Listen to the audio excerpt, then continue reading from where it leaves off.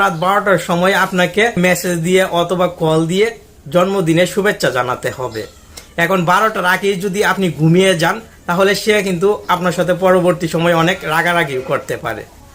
কিন্তু মেসেজ অ্যাপের এই অসাধারণ মাস্টার সেটিংসটির কাজ যদি শিখে রাখেন তাহলে এখনই কিন্তু আপনি তার নাম্বারে একটি মেসেজ লিখে শিডিউল অনুযায়ী সেট করে রাখতে পারবেন। আপনি ঘুমিয়ে গেলেও কিন্তু এই মেসেজটি যে সময়ের জন্য সেট করবেন সেই সময়ে তার মোবাইলে চলে যাবে, ফলে আপনি কিন্তু বেঁচে যাবেন।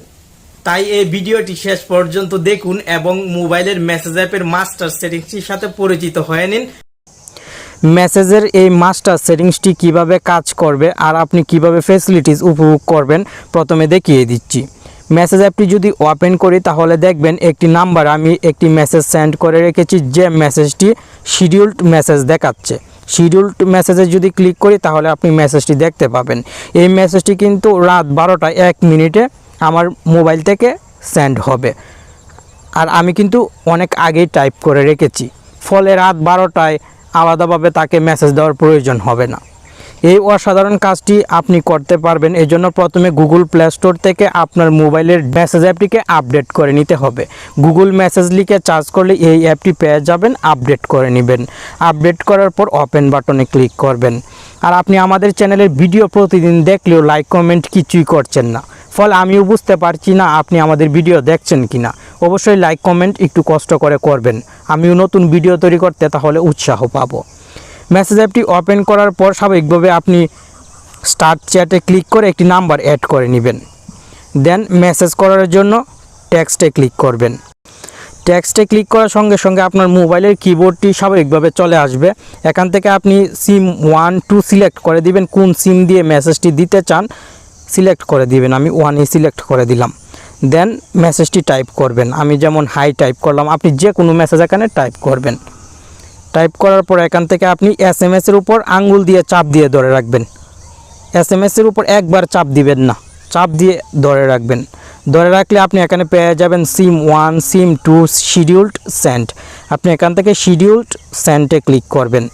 সঙ্গে সঙ্গে এখানে এরকম সেটিং শো হবে।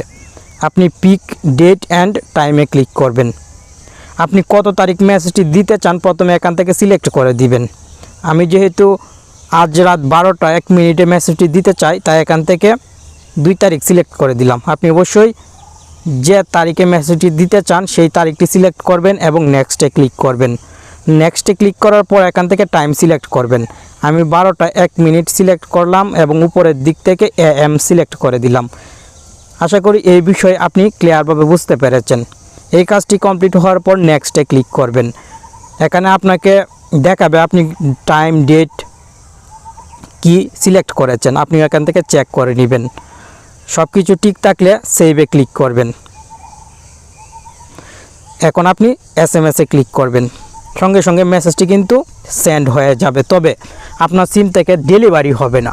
যে টাইম সিলেক্ট করে রেখেছেন সেই টাইমে ডেলিভারি হবে, আপনার প্রিয় মানুষ এবং বন্ধুর কাছে যাবে।